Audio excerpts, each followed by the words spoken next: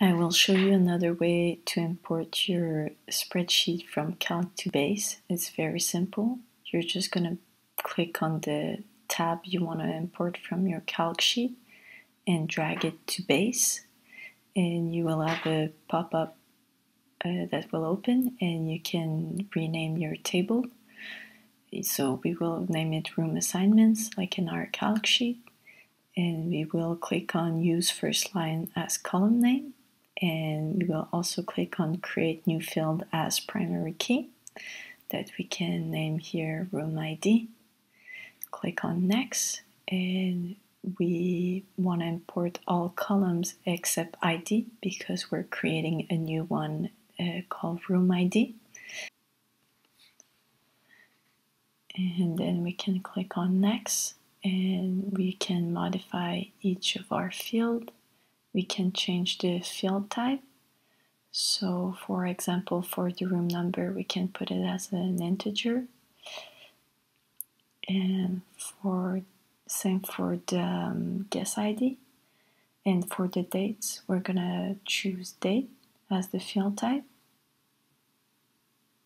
And then we can click on create. Go back to by right clicking on edit, and we can check that everything is good. Then double clicking on the table and look at it, and everything looks good. We're going to do the same with the rooms table.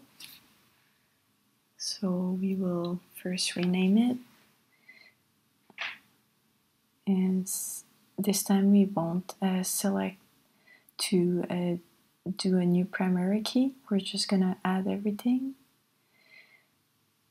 and then change our field type, integer for the room number, and for the rate we're going to choose number. Then you can press yes here because we're going to go and modify it by right clicking edit.